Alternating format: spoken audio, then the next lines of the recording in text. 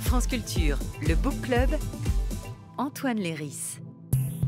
Le chat est-il un humain comme les autres ? C'est le titre d'un article publié dans le journal Le Monde en février dernier, et la réponse est évidemment non. Mais le papier raconte le changement de comportement des chats au contact de l'homme et comment ces félins, rois des animaux d'appartement, pourraient être totalement domestiqués d'ici à une 50aine d'années. Comme le chien avant lui. Pourquoi ? Eh bien, parce que nous exigeons de lui qu'il soit un véritable compagnon, qu'il interagisse avec nous, qu'il soit docile et joueur, en d'autres termes, qu'il soit un chien. Mais entre le chat et le chien, il existe une différence de taille. C'est John Bradshaw, dans l'article « Expert en comportement du chat en Grande-Bretagne », qui l'explique. Le chien nous place en tant qu'humains, les neurosciences l'ont démontré, alors que les scientifiques n'ont encore rien trouvé dans le comportement des chats qui suggère qu'ils auraient une sorte de boîte séparée dans laquelle ils nous mettraient. Qu'ils dressent la queue, qu'ils se frottent sur nos jambes, qu'ils s'asseyent près de nous, les chats font exactement ce qu'ils font entre eux. Ils ne nous reconnaissent pas en tant qu'humains. En fait, le chat nous prend pour un chat. Et la question introductive de l'article aurait donc dû être, l'humain est-il un chat comme les autres ? Et la réponse est évidemment oui. En tout cas dans le livre La Compagnie des Griffes de Clémentine Melloy et Rudy Spisser, et peut-être aussi un peu dans Le Chat de Montmartre de Zina Modiano, qui toutes les deux nous ont donné envie de faire cette émission sur les chats dans la littérature jeunesse. À travers le regard d'un chat gris, un chat malicieux, facétieux, sympathique et empathique. L'animal à fourrure devient également symbole, et le regard du chat devient accusateur. Déjà la couverture d'époque terrorisante avec ces chats noirs là qui vous regardent d'un œil si méchant. C'est un observateur passif mais omniscient, ce qui contribue à l'ironie bien entendu. Mais vous êtes un chat ? Oui, un chat fouin. On frimait vers l'épée du lion. Attendez, ne vous en allez pas. Ne craignez rien. Vous avez entendu quelques extraits des notes de lecture que nous ont envoyées les auditeurs de France Culture et qu'on écoutera intégralement dans cette émission consacrée aux chats dans la littérature jeunesse. Tout d'abord, mes invités, Clémentine Melloy, bonjour. Bonjour. Merci infiniment d'avoir accepté notre invitation. Vous publiez donc ce livre très amusant et très aventureux, La Compagnie des Griffes, dont nous allons parler pendant cette émission. Et également avec nous, Zina Modiano, bonjour. Bonjour. Merci également d'avoir accepté notre invitation. Vous publiez, vous, Le Chat de Montmartre, qui s'appelle Libre comme l'air. C'est aux éditions Gallimard Jeunesse. Alors, vous avez toutes les deux, évidemment, choisi les chats pour personnages principaux de vos deux ouvrages. Et on l'entendait dans cette étude, dans cet article, le chat est en train de devenir un humain comme un autre, mais peut-être est-ce que c'est l'humain qui est en train de devenir un chat comme un autre ? Et la question que je vais vous poser, c'est est-ce que vous avez déjà rêvé, l'une et l'autre, de devenir un chat ? Alors, vous me regardez, donc Clémentine Melloy, je vous regarde. Alors, moi, j'y connais rien en chat. Ah oui ? Je suis très chien. Donc, j'ai jamais rêvé de devenir un chat.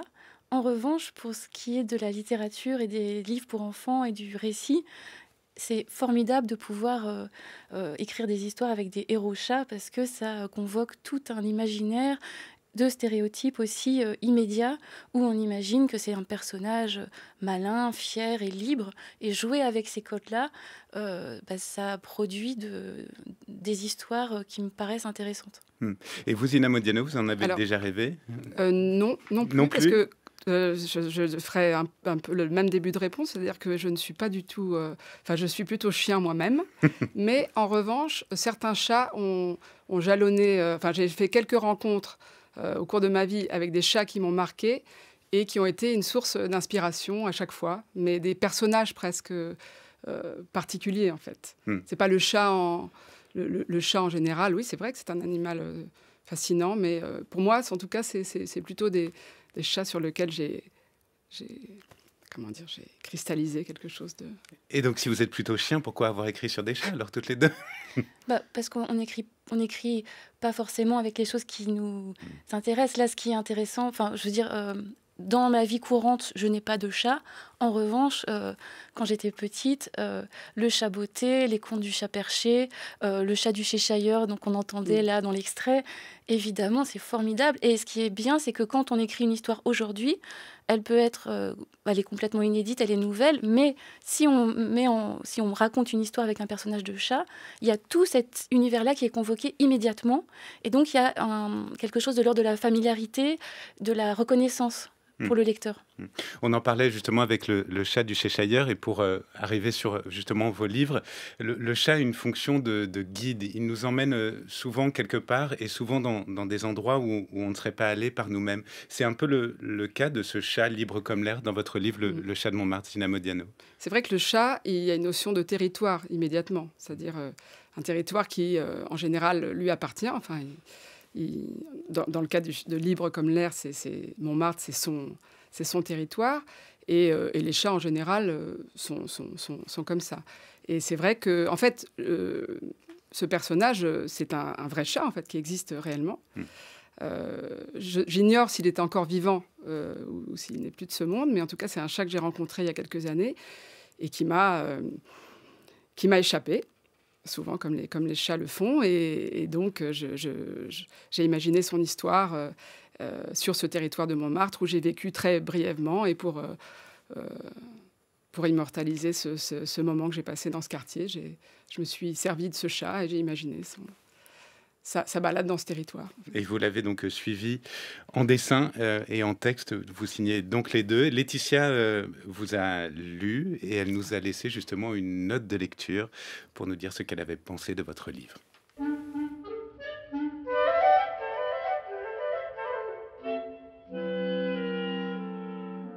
J'ai pris beaucoup de plaisir à lire cet album pour moi-même déjà et pour mes filles. Donc un album qui nous invite à découvrir ou redécouvrir pour certains le célèbre quartier de Montmartre à travers le regard d'un chat gris, un chat malicieux, facétieux, sympathique et empathique. Vraiment beaucoup de plaisir. Un album que l'on prend également plaisir à observer parce que les illustrations rappellent le crayonné des enfants, et ça, nous en sommes tout à fait friandes à la maison, et vraiment c'est un album que je recommande chaleureusement, notamment, alors déjà aux habitants du quartier, qu'ils soient grands ou petits, et également aux parents qui imaginent une visite du quartier avec leurs enfants ou pour eux-mêmes, puisque cet album, bien qu'il raconte l'histoire de ce célèbre chat libre comme l'air, s'apparente également aussi à une sorte de guide touristique, finalement, un guide touristique tout à fait original et atypique. Je me demande donc dans quel quartier l'autrice nous invitera dans son prochain album.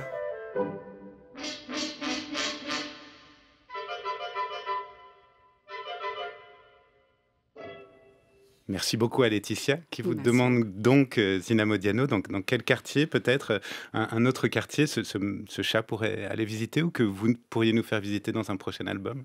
Alors le prochain album, c'est un univers, c'est l'univers de la nuit, mais sinon, le quartier où j'habite me plaît beaucoup, c'est le 13e arrondissement, et j'aimerais bien un jour écrire sur ce quartier, effectivement. Je dois préciser juste que les anecdotes que je raconte dans ce livre ne sont pas forcément à prendre pour argent comptant. C'est-à-dire j'ai quand même imaginé pas mal de personnages qui sont inspirés peut-être de gens de la réalité, mais qui sont quand même imaginés. En fait, voilà. Mais il y a eu une anecdote en revanche qui est réelle et dont on parlera justement par rapport à ce choix. Parce que évidemment, moi j'ai préparé mon émission en me disant je vais avoir avec moi 2 amatrices de chats qui ont peut-être des chats chez elles. Et je me suis demandé, j'allais vous poser la question justement par rapport aux chiens. Parce que c'est vrai que dans la littérature jeunesse, quand on veut un animal auquel un enfant peut s'identifier, assez rapidement, on pense ou au chat ou au chien. Et je me demandais ce qu'on écrit avec un chat qu'on ne peut pas écrire avec un chien. Peut-être Clémentine Mélois. Alors je suis désolée, effectivement, je n'ai pas de chat. Ne soyez pas désolée, vraiment. Pour moi, la compagnie des griffes, le thème, ce n'est pas les chats.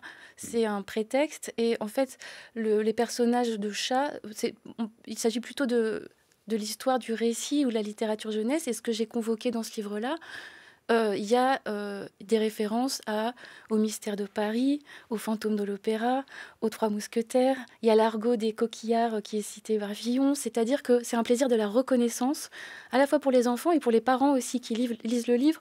Le livre est découpé en 7 chapitres. On peut lire un chapitre par soir de la semaine. Et le bonheur avec les livres pour enfants, c'est qu'il y a des ingrédients. Des ingrédients qu'on ne peut pas forcément mettre dans la littérature adulte parce que... j'écris aussi pour les adultes, mais on sait très bien qu'on devient très ennuyeux en vieillissant. Et quand on écrit pour les enfants, on a le droit de faire ça. On a le droit de faire des répétitions, on a le droit de mettre des clins d'œil. Donc il y a des chats qui ont des chapeaux, qui sont des espèces de brigands mousquetaires, et je peux me permettre d'employer un style incroyablement lyrique. Et ça, c'est vraiment un plaisir en tant qu'écrivaine de pouvoir m'amuser autant avec ces codes-là. Et c'est des codes où il y a tout ça. Il y a de l'argot, il y a Oliver Twist, il y a une barque. Et on est dans l'aventure. Et c'est un plaisir. Et pour moi, un plaisir de lecture, un plaisir d'aventure.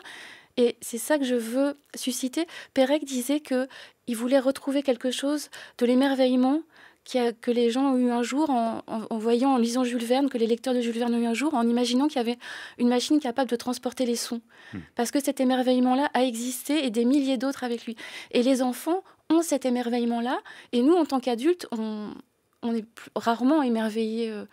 Récemment, j'ai été émerveillée avec le truc de Google Lens qui traduit automatiquement. On se fait « waouh !» Mais sinon, on n'est plus vraiment émerveillé. Et en tant qu'autrice jeunesse, ce que je cherche à faire, c'est provoquer des émerveillements comme ça. C'était une réponse un peu longue. Je ne parle pas du tout de chat, hein, mais pour moi, c'est vraiment important. Et mais vous parlez de votre livre, et ce plaisir, c'est vrai, on l'a à l'oreille quand on le lit, quand cette petite voix intérieure le lit. Je voudrais juste peut-être lire un morceau du début. Il y a fort longtemps, au cœur de la vieille ville de La Rochelle, il y avait un orphelinat. Là vivait Gervaise, une jeune fille de 11 ans. Sa mère était morte en la mettant au monde et son père avait fait naufrage alors qu'elle n'était encore qu'une toute jeune enfant. Au temps où se déroule notre histoire, le monde était bien différent d'aujourd'hui. Il n'y avait pas de téléphone portable ni de jeux vidéo, pas d'avion dans le ciel, de basket à scratch ou de barres chocolatées. Or donc, Gervaise était déjà en âge de travailler. À l'orphelinat, elle s'occupait du ménage et servait la soupe aux petits pensionnaires. On sent votre plaisir justement du mélange, d'aller chercher des références dans les contes et en même temps d'y apporter une forme de modernité. C'était ça l'idée de l'écriture de ce livre? Oui, alors j'aime beaucoup, à chaque album, j'essaye vraiment de rentrer dans l'imaginaire. Alors il y a une autre série que j'ai écrite qui s'appelle Les Chiens Pirates. On est dans l'univers de la piraterie. Là, je voulais un roman 19e siècle et j'adore l'idée de faire lire à des enfants de 5 ans, par exemple, Ordonc, marmoréen, coruscant, des mots qu'on ne comprend pas forcément, mais comme dans Jules Verne, il y avait fulmicoton ou je ne sais pas quoi. Et ça j'aime beaucoup avoir des mots qui... C'est le plaisir des mots, en fait. Et d'ailleurs, les enfants, j'ai remarqué qu'ils sont... en tout cas, mon fils, par exemple, quand je lui ai lu cet album, ils sont eux-mêmes dans le plaisir des mots. C'est-à-dire qu'ils ne demandent pas forcément tout de suite la signification du mot. Pour eux, ça fait partie de la musique, de l'histoire. Et après, c'est l'expérience que j'ai eue très récemment avec votre livre. Il a 6 ans et c'est après qu'il m'a demandé les quelques mots qu'il ne comprenait pas, mais il se laisse porter par cette musique. On a de longs débats avec mon co-auteur Rudis Piesser parce qu'il dit « Oh non, là quand même, t'exagères. » Il dormait sur son grabat. Tu vas pas mettre grabat. Si. Alors j'insiste et voilà. Ce qui est formidable, c'est que donc effectivement, ce n'est pas un roman sur un chat, puisque le personnage principal, on vient de le voir, c'est Gervaise, mais en revanche, elle est entraînée par des chats vers une forme de liberté. Des chats qui sont un peu un mélange entre Robin des Bois et des mousquetaires, c'est-à-dire des brigands qui volent pour rendre aux pauvres, mais qui sont un peu habillés comme des mousquetaires. Et cette fonction de libération, de liberté, le chat accompagnant le personnage vers la liberté, et étant parfois libre lui-même, ça c'est quelque chose qu'on retrouve aussi dans votre livre, Zina Modiano. Et vous disiez, il y a des anecdotes qui sont inventées, mais il y a une anecdote qui est vraie et qui est assez étonnante, c'est que vous racontez l'histoire, mais alors vous allez nous la raconter vous-même, du premier chat officiellement libre de France. Oui, alors donc j'ai imaginé pour le livre que c'était le bisaïeul, ou enfin je ne sais plus, de mon héros. Effectivement, je suis tombée sur cette histoire qui m'a fascinée, c'est-à-dire il y avait des traques de chiens, pardon, voilà, le lapsus, de chats errants dans Paris, et puis il y avait tous ces chats qui habitaient ce cimetière, et un groupe une société, je ne sais pas, de protectrices, admiratrices des chats, a œuvré pour qu'il y ait un statut. Qu'il existe un statut du chat libre, du chat non domestiqué, du chat qui peut se promener comme il veut. Et ce Nicolas était le premier chat officiellement reconnu comme chat libre. C'était à la fin des années 70 et effectivement, il a été donc libéré. C'était une association avec un photographe montmartrois qui a libéré cet animal. Et cette association existe toujours. Ouais. Oui. Et donc le petit-fils est votre personnage principal de ce livre, Le Chat de Montmartre, qui s'appelle Libre comme l'air. Alors évidemment, donc il y a les livres jeunesse, mais au-delà des livres jeunesse, le chat a fasciné nombre d'auteurs et on peut penser par exemple à Charles Baudelaire qui a écrit un très beau poème dans Les Fleurs du Mal. « Viens mon beau chat sur mon cœur amoureux, retiens les griffes de ta patte et laisse-moi plonger dans tes beaux yeux mêlés de métal et d'agate. » La suite est à découvrir en ouvrant Les Fleurs du Mal. Je connaissais « Retiens les griffes de ta papate ». Alors attendez, je vais... Non, Parce qu'il faut dire, Clémentine Mélois, que vous aimez détourner la littérature pour nous faire rire. C'est ce que vous avez fait avec des couvertures de livres. Oui. Et vous citez Baudelaire aussi dans... Oui, c'est vrai. La Compagnie des chats. J'aime bien cacher des grands auteurs dans mes livres pour enfants. Alors je voudrais qu'on écoute une autre note de lecture maintenant. Tuffy, dans le journal d'un chat assassin d'Anne Fine, est un animal très attachant. Il fait de nombreuses bêtises, est un peu sadique, mais il fait beaucoup rire. Il m'a beaucoup marqué en tant que jeune lectrice, son journal est passionnant et on en redemande, même à 19 ans. Dans Thérèse Raquin, le chat François, qu'on pourrait surnommer le chat qui en savait trop, n'a qu'un rôle secondaire. C'est un observateur passif mais omniscient, ce qui contribue à l'ironie bien entendu. L'animalité du chat met aussi en relief le côté bestial des amants meurtriers dans le roman. On connaît l'intérêt de Zola pour la physiologie et l'étude scientifique, voire darwinienne, des mécanismes humains. L'animal à fourrure devient également symbole. Sur lui sont projetées les passions et terreurs des personnages, prisonniers de leur destin immuable. Et le regard du chat devient accusateur, mu aussi par une extase diabolique, pour citer Zola, qui est en fait l'incarnation de ce qui brûle les protagonistes. Le chat du rabbin, c'est l'histoire d'un rabbin et de son chat qui, pour d'obscures raisons, parlent. Le chat, si c'est un chat juif, veut faire sa bar mitzvah et étudier la Kabbale. Nous voilà partis dans une aventure profondément humaine, drôle, sensible, pleine d'esprit, qui interroge le judaïsme, sa place dans la société, mais aussi l'éthique des hommes et le droit à la différence. Le rabbin non plus ne me dérange pas quand je fais des choses. Il dit qu'il faut respecter mon libre arbitre. Mais je t'ai déjà dit que ta liberté s'arrête là où commence celle des autres. Ah, ce chat est vraiment impossible. On écoutait donc Anne, Maud et Letty qui nous ont laissé des notes de lecture sur le journal d'un chat assassin, Thérèse Raquin, le chat du rabbin. Vous nous disiez d'ailleurs, Clémentine Mélois, pendant qu'on écoutait, que le journal d'un chat assassin est un livre formidable. Ah oui, c'est formidable. Pourquoi, dites-nous? Je sais pas. C'est drôle, c'est malin, c'est... Alors, je n'ai lu que le premier tome, je crois qu'il y en a plusieurs. Moi aussi. Mais c'est très drôle, voilà. Parce que justement, j'allais vous demander quels sont les chats de fiction dans la littérature, notamment, mais peut-être même au-delà, qui vous ont peut-être inspiré ou simplement marqué personnellement. Alors, j'aimais beaucoup les contes du chat perché quand j'étais enfant. Mais pour ce qui est de la Compagnie des Griffes, c'est le chat botté de Perrault illustré avec les gravures de Gustave Doré. Et j'étais très marquée par ce chat spectaculaire avec des bottes. Et surtout, en fait, c'est un simple chat. Vous vous souvenez de l'histoire? Un vieux meunier lègue à son dernier fils un chat. Alors il se désespère et le chat dit « Donnez-moi des bottes et un sac et votre richesse est faite ». Et j'aime beaucoup cette idée on donne des bottes à un chat, il se passe quelque chose. Mais par rapport à cette idée de chat, au-delà du fait qu'on aime les chats ou pas, comme les enfants, un enfant de 5 ans, il faut qu'il comprenne immédiatement de quoi il est question, qu'il y ait une sorte d'horizon d'attente. Je sais pas, c'est un mot un peu fort, mais si mes personnages sont des espèces de mousquetaires incroyables chats. Si ça avait été des otaries, l'enfant n'aurait pas eu cette même attente. Là, le chat mousquetaire, on sait déjà qu'il est libre, qu'il est fougueux, qu'il n'a peur de rien, qu'il est un peu inquiétant.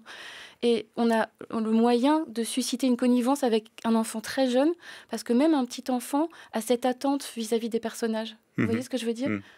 Est-ce que vous pouvez nous les présenter, justement, cette compagnie des Griffes, ces personnages de chats ?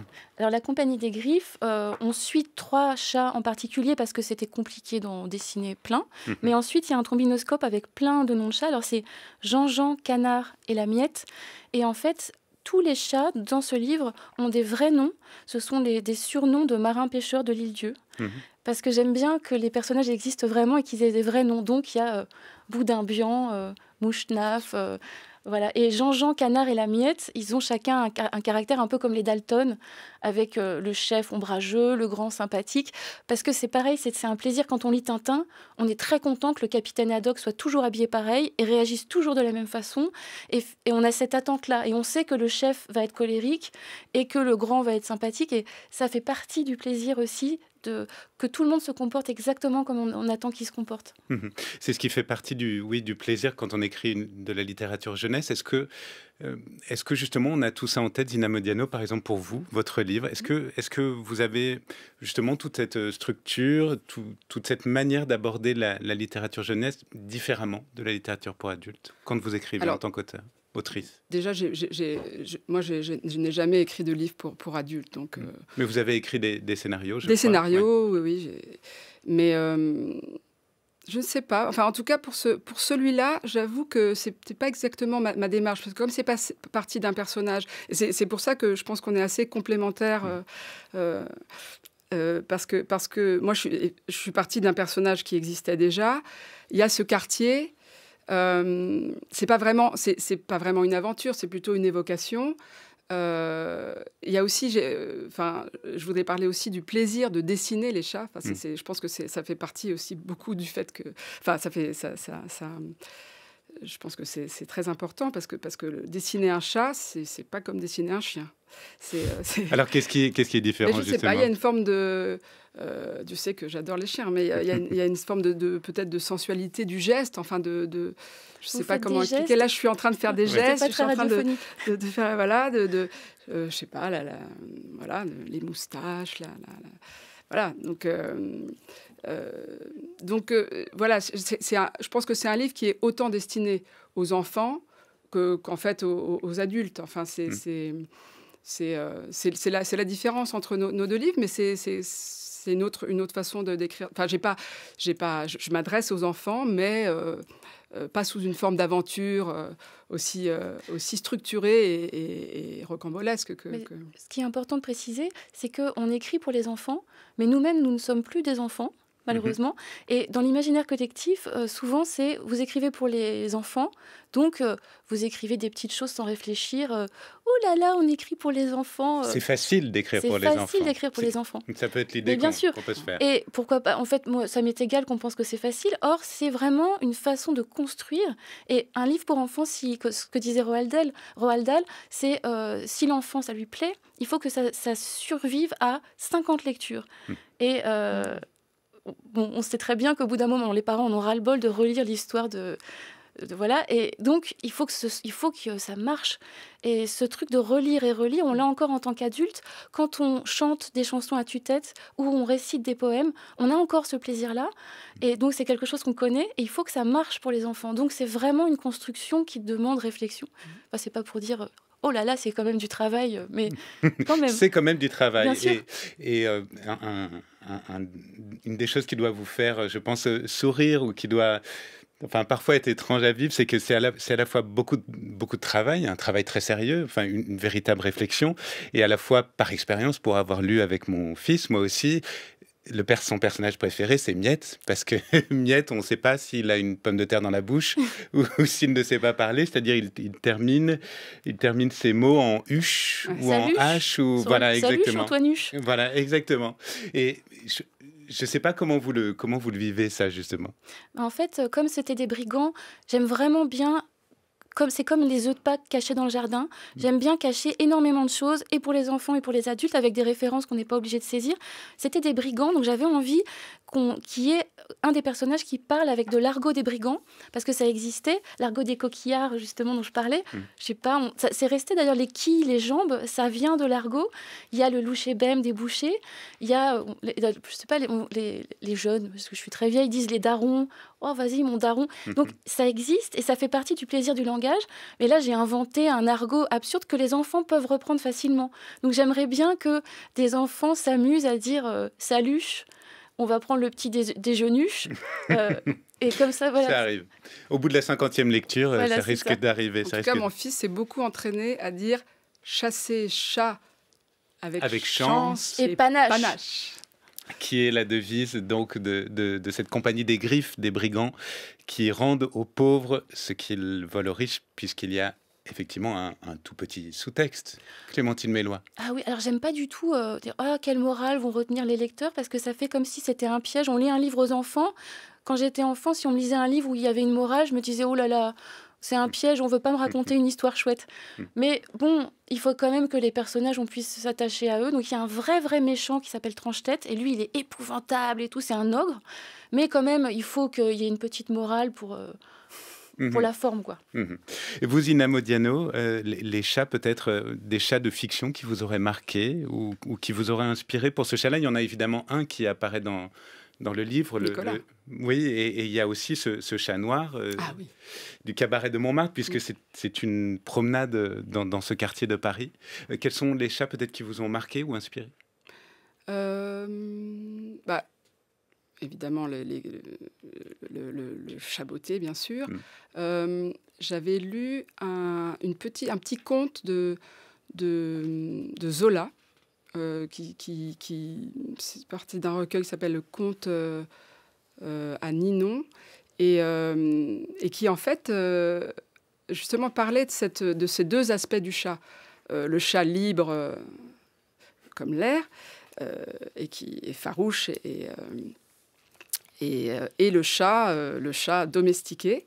Et donc c'est l'histoire c'est vraiment l'histoire des aristochats. C'est bizarre parce que ça n'a jamais été dit, mais c'est vraiment sauf que c'est un personnage donc de chat dans une maison riche qui expérimente la vie de chat de gouttière, et puis et qui finit par rentrer chez lui bien heureux.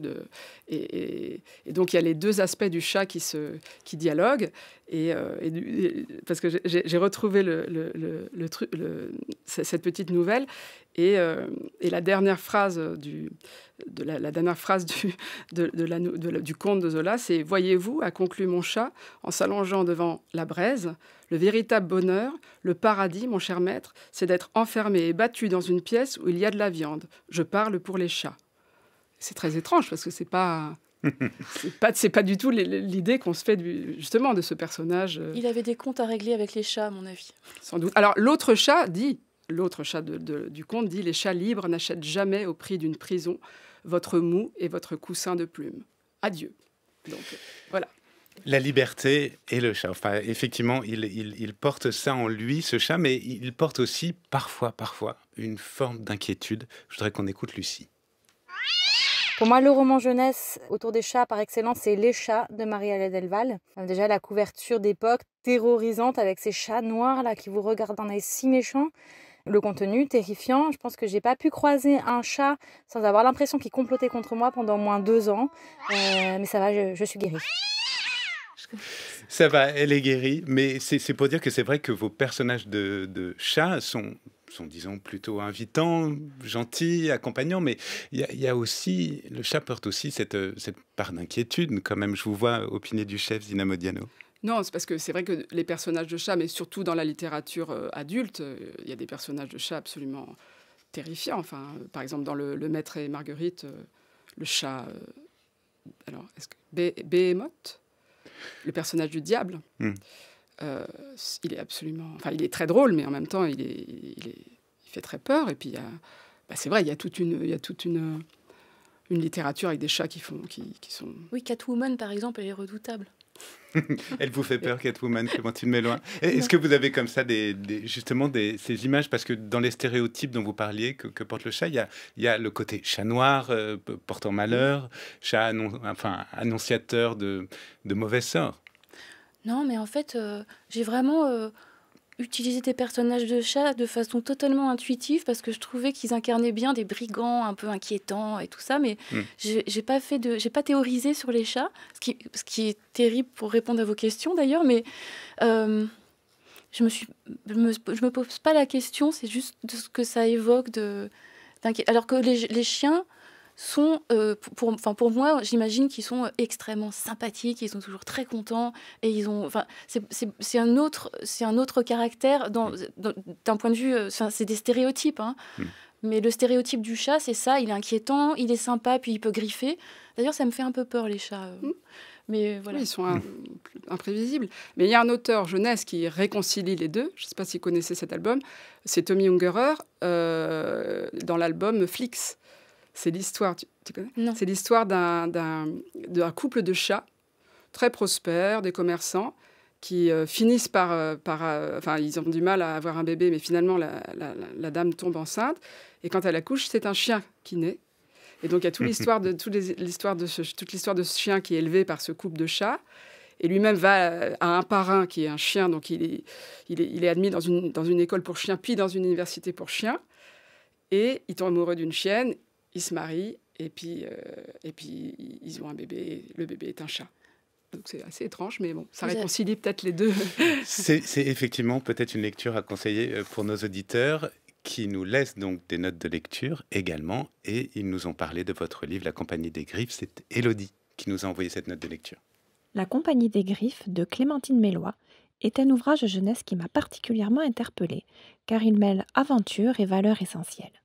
Le ton humoristique et plein de surprises qu'emploie l'autrice a comblé mes attentes.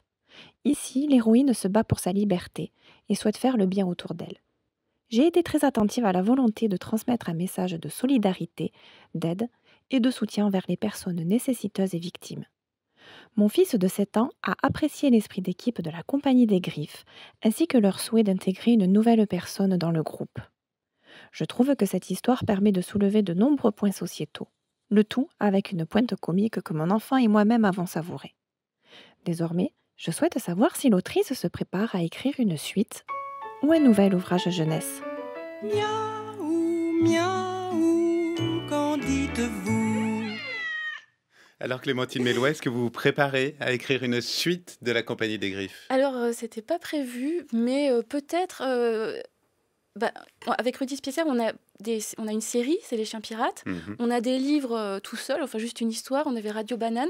La Compagnie des Griffes, au départ, c'était juste une histoire comme ça. Mais comme Rudy a bien aimé dessiner les chats, quand même, parce que lui, il aime beaucoup les chats. C'est lui que vous auriez dû inviter, il aurait eu plus de choses à dire. Peut-être qu'on écrira une suite. Mais c'est marrant ce que disait cette lectrice, parce qu'en fait, un livre, à partir du moment où il est sorti, il nous échappe. Donc sa réception nous échappe. Et c'est ça qui est intéressant. Et ça, c'est quelque chose... on n'y peut rien. Mais pour moi, c'est vraiment une aventure. C'est vraiment un livre d'aventure pour passer un bon moment. Il n'y a pas du tout de message sociétal. Enfin, je ne l'ai pas du tout pensé comme un livre à morale, ou au contraire, moi, je suis plutôt un peu irrévérencieuse et je dis non, il n'y a pas de morale. Et ça me donne envie de souffler de la fumée de cigarette au visage des bébés. J'exagère un peu, mais non, je ne suis pas du tout comme ça. Mais effectivement, ce message existe, donc c'est intéressant de voir la réception des lecteurs. Je voudrais terminer avec quelques mots de William Burroughs, qui, à la fin de sa vie, a terminé entouré de chats et a écrit ce récit très court qui s'appelle « Entre chats ». Quand je repense à ma prime adolescence, je me rappelle une sensation récurrente, comme celle de bercer une créature contre ma poitrine. C'est assez petit, à peu près de la taille d'un chat. Ce n'est pas un bébé humain et ce n'est pas un animal, pas exactement. C'est en partie humain et en partie quelque chose d'autre. Je ne peux le voir avec clarté. Je ne sais pas ce dont il a besoin. Je ne sais pas s'il a complètement confiance en moi. Je devais apprendre bien plus tard que je tiens le rôle du gardien pour créer et nourrir une créature qui est en partie chat, en partie un être humain, et en partie quelque chose jusque-là d'inimaginable, qui pourrait être le résultat d'une union qui n'a pas eu lieu depuis des millions d'années. Je vous laisse avec ces quelques mots de William Burroughs pour montrer cet amour et cette passion de chat qui peut aller jusqu'à un transfert parfois un peu inquiétant. Merci beaucoup Clémentine Mélois. Merci à vous. La Compagnie des Griffes, écrit avec Rudy Spiesser. C'est donc sorti cette année et c'est un très très bel ouvrage. Merci beaucoup Zina Modiano, également Le Chat de Montmartre qui s'appelle Libre comme l'air. C'est chez Gallimard Jeunesse. Merci infiniment à toutes les deux d'être venues aujourd'hui. Merci à vous. Merci. Et tout de suite, c'est l'heure de votre rendez-vous avec Charles Dantzig. À partir de son expérience de prostituée, John Ritchie a écrit un roman, le célèbre La Cité de la Nuit, en 1963, et en 1977, un livre qu'il a qualifié de documentaire, The Sexual Outlaw, sous-titré Compte-rendu non fictionnel avec commentaires de 3 jours et de 3 nuits dans l'underground sexuel. Ritchie est trop catégorisant pour être un grand romancier. Ces personnages sont des échantillons de plus grands ensembles plutôt que de véritables individualités. Dans sa non-fiction, il reste attaché aux personnes, nous laissant faire les généralisations que nous voulons et compose alors d'extraordinaires portraits d'après nature. Lorsque dans son roman, il oublie son idée essentialiste et qu'il écrit ce qu'il voit, il devient excellent, comme dans cette Cité de la Nuit avec Miss Destiny. Cette drag queen affecte l'accent du Sud alors qu'elle vient de Pennsylvanie. Tout en elle est création. C'est le début des années 60. Ces filles étaient héroïques. Elles étaient tabassées par les flics, mais aussi par les clients qui se haïssaient de les consommer. Grande rousse à talons hauts d'à peu près 25 ans, elle sait mieux séduire que les femmes. Les drag queens sont désinhibées, dit Ritchie.